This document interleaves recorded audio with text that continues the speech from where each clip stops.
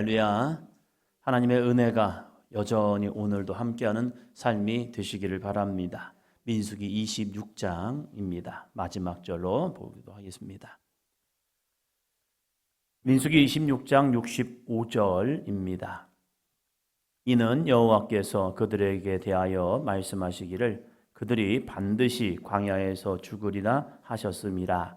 이러므로 여분네 아들 갈렙과 눈의 아들 여호수아 외에는 한 사람도 남지 아니하였더라. 아멘. 우리는 민수기 14장을 통하여 이스라엘 백성들이 어떠한 광야 생활을 살았는지 알죠.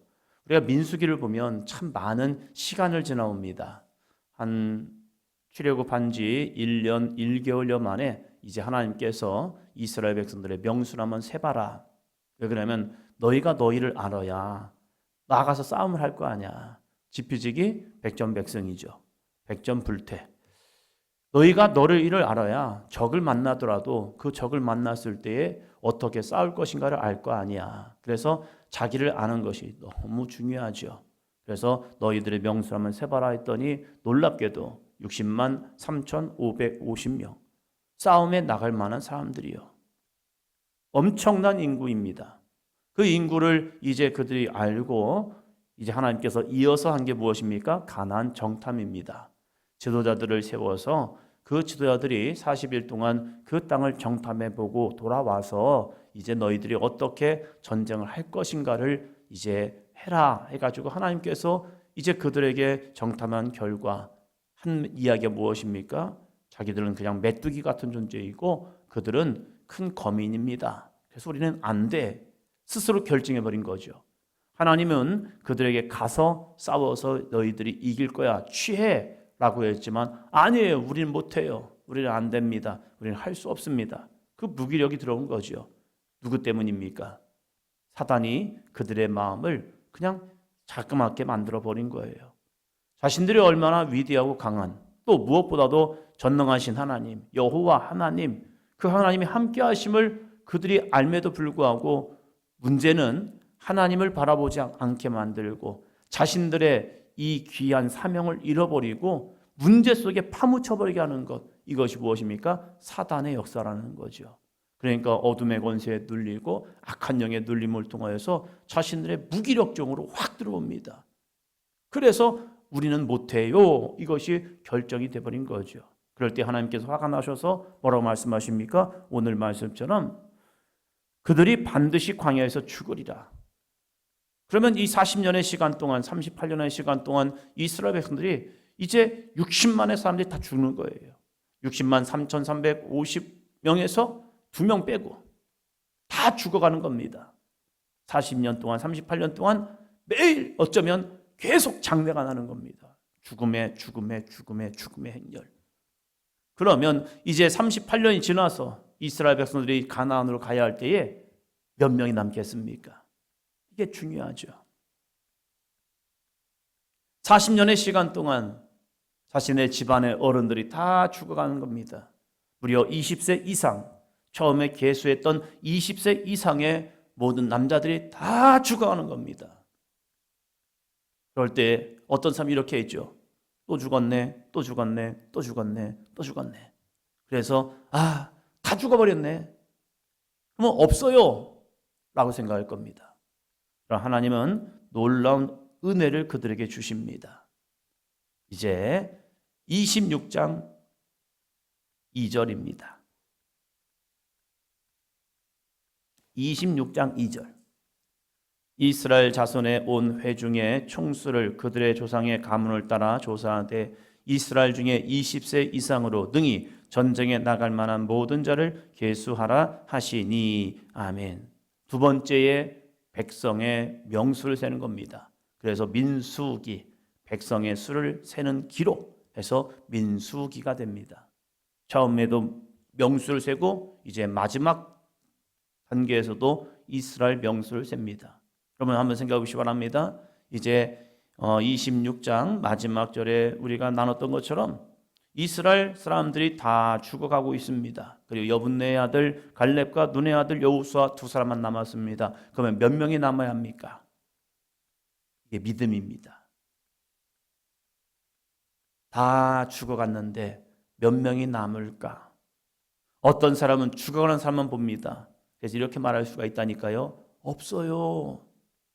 그런데 하나님은 놀랍게도 이스라엘 백성들에게 40년의 시간을 광야에서 머물게 하였습니다. 10년의 시간을 머물고 너희 이 20세 이상이 다 죽어 했으면 다시 계수했을 때의 명수가 너무 작았을 거예요. 5년 만에 광야 여정을 끝나고 가나안으로 들어갔더라면 명수가 더 적었을 겁니다. 왜? 5년의 시간 동안 60만의 사람이 다 죽어야 하기 때문에. 죽는 사람이 너무 많아서 가나안을 향해 나아갈 때는 그 명수가 너무 적었을 거예요.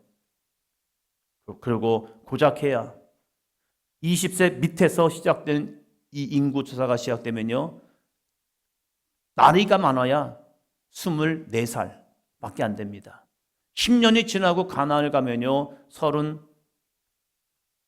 29살이 최고 연령대가 됩니다. 그래서 전쟁에 나갈 만한 사람들을 보면요, 명수가 너무 작은 거예요. 우리는 40년의 광야 여정을 생각해 보면요, 하나님께 이렇게 말할 수가 있습니다. 하나님, 너무 길어요. 그 시간이 너무 길어서 어떻게 이 광야에서 버텨냅니까? 라고 말할 수가 있습니다. 그럼 하나님은요, 40년의 시간이 1세대는 죽음을 맞이하는 시간이었지만 제 2세대는 그 40년의 시간이 오히려 그들의 수를 불리고 그들이 하나님의 사람으로 만들어져가는 과정이었다는 거예요. 이 40년의 시간이 누군가에게는 와, 이 40년을 우리는 인생을 허비했어요. 이 40년의 시간이 너무 힘들었어요. 너무 어려웠어요. 너무 길었어요. 하나님 너무 지쳤어요. 라고 말할 수가 있어요.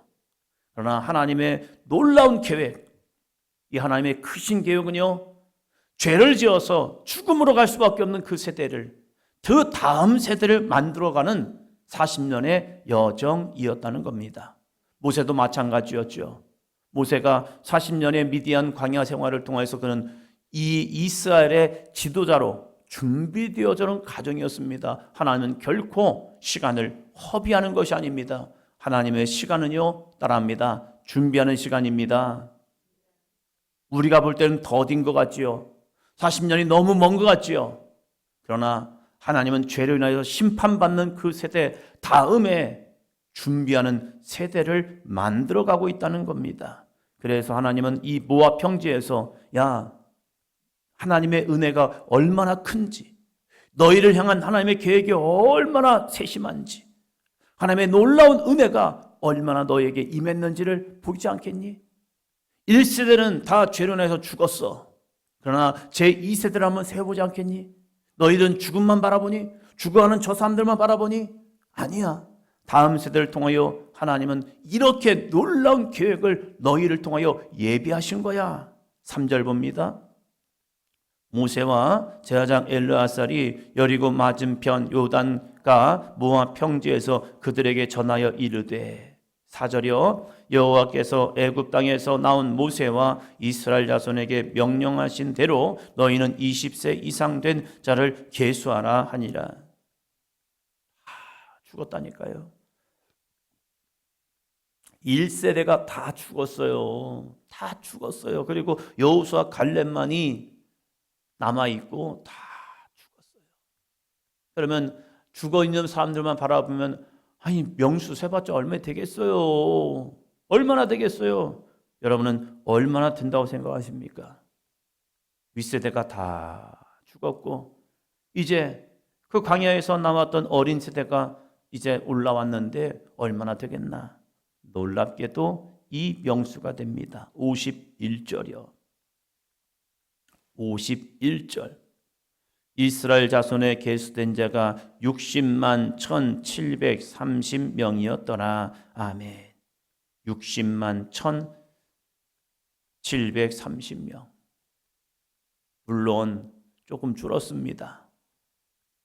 60만 3550명에서 60만 1730명, 1800명 정도 줄었지요. 그럼에도 불구하고 60만의 수가 여전히 남아 있습니다. 우상 숭배를 통하여서 한 날에 2만 명 넘게 많은 사람이 죽었음에도 불구하고 이스라엘 백성들이 그 다사다난했던 38년의 시간을 지나오고 많은 사람이 죽었음에도 불구하고 하나님의 사랑은, 하나님의 능력은 여전히 이스라엘 백성을 통하여 존재하게 하셨다는 겁니다. 죄로 인해서 멸망받은 세대가 있음에도 불구하고 하나님은 여전히 그 다음 세대를 준비함을 통하여서 하나님은 이 위대한 수 60만의 군대들을 만들어 놓으시고, 야, 처음과 끝이 같아. 너희를 향한 처음의 계획, 그 60만의 큰 군대를 가지고 가나안을 이겨 했던 그 인원이 여전히 다시 제2세대를 통해서 이제는 가나안으로 나아가지 않겠느냐 하는 그 인구를 보니까 여전히 60만 1730명이 되는 놀라운 은혜를 있다는 사실입니다. 어떤 사람은 한국교회가 이제는 조금씩 쇠퇴하는 모습들이 보여지기도 합니다.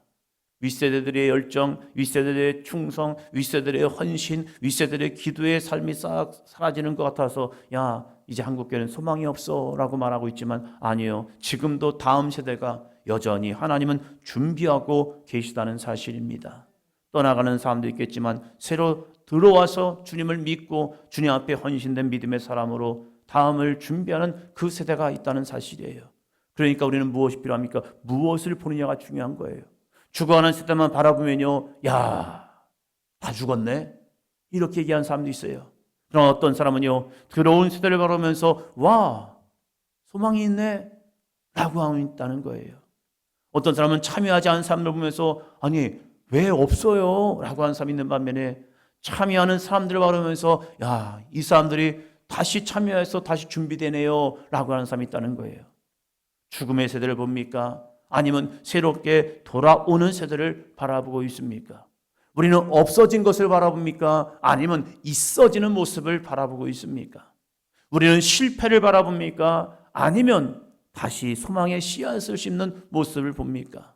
봄, 여름, 가을, 겨울을 지나면서 우리는 사계절을 끊임없이 돌아가면서 어떤 분은 가을에 이 모든 잎이 떨어지는 모습을 보면서 아, 슬프다라고 하는 사람이 있는 반면에 그 슬픔이 지나고 겨울이 지나면 다시 봄의 새싹이 일어남을 통해서 그래, 소망이 있지. 그래, 나에게는 소망의 빛이 늘 있어.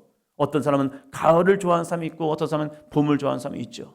가을을 좋아하는 사람은 늘 우울해요. 왜? 뭔가를 잃어버려야 하기 때문에. 그러나 봄을 좋아하는 사람은요, 늘 소망이 있어요. 앙상한 가지 가운데서 다시 꽃을 피우고 다시 잎을 내어서 푸르름을 자랑하는 그러한 모습들, 그리고 지나면 또 열매가 맺는 모습을 바라보면서 야, 소망이 있어요. 소망이 있어요. 늘 소망을 바라보며 나간 사람이 있다는 사실입니다. 이 민수기 26장은요 놀라운 은혜를 우리에게 전하고 있습니다.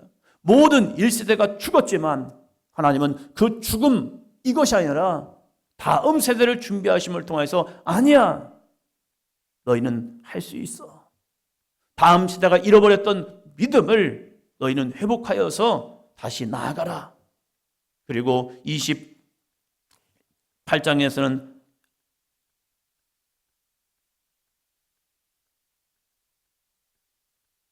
아, 27장에서는 모세마저도 죽음을 맞이하지만 그 죽음 앞에서 모세는 하나님 앞에 항변한 것이 아니라 하나님, 아멘. 제가 끝나야 한다고요? 아멘. 그리고 그 다음 세대를 준비하기 위해서 맞아요. 저는 이 세대를 살아왔습니다. 이 세대와 함께 사라집니다. 그러면 다음 세대를 준비할 사람을 좀 누가 있을까요? 누구를 세워서 이들을 인도하면 되겠습니까? 하면서 여호수아를 지도자로 세우고 그는 이 역사의 이 끝을 장식하고 나아갑니다. 그러면서 이제 민수기가 끝나면서 이스라엘 백성들에게 이 마지막 유언을 하는 모습, 그것이 바로 신명기의 말씀이죠. 신명기 말씀을 통해서 너희 과거 세대를 바라봐라. 그리고 너희는 이제 새로운 세대가 되었다. 새로운 세대가 되었기 때문에 하나님의 말씀을 다시 붙잡고, 그래서 신명기, 새로운 말씀이 아니라 거듭 하나님의 말씀을 너희에게 전한다. 그래서 다시 첫 약속을 이 다음 시대에게 신명기를 통해서 어떻게 너희가 나아가서 저 가나안 땅을 정복할 것인가를 말씀하는 것이 신명기의 모습이죠. 오늘 우리들의 신앙이 없어진 세대, 과거의 세대를 바라본 것이 아니라 다시 채우실 세대, 다시 채워주는 세대, 다시 하나님의 역사를 바라보는 그러한 영적인 눈이 열리기를 축원합니다. 하나님은 어제나 오늘이나 신실하시고 오늘도 하나님의 거룩한 비전과 꿈과 소망을 바라보는 그 세대와 그 교회를 통하여서 일하시고 계시다는 겁니다. 하나님은 어제 하나님으로 끝나는 것이 아니라 오늘과 내일에도 역사하실 여전히 살아계신 하나님, 그 하나님을 의지하며 다시 소망의 끈을 붙들고 주님 다시 합니다. 하나님의 사랑은 여전합니다. 하나님의 능력은 여전합니다. 그래서 주님의 말씀을 붙들고 주여 오늘도 승리합니다 고백하는 저와 여러분이 되시기를 축원합니다.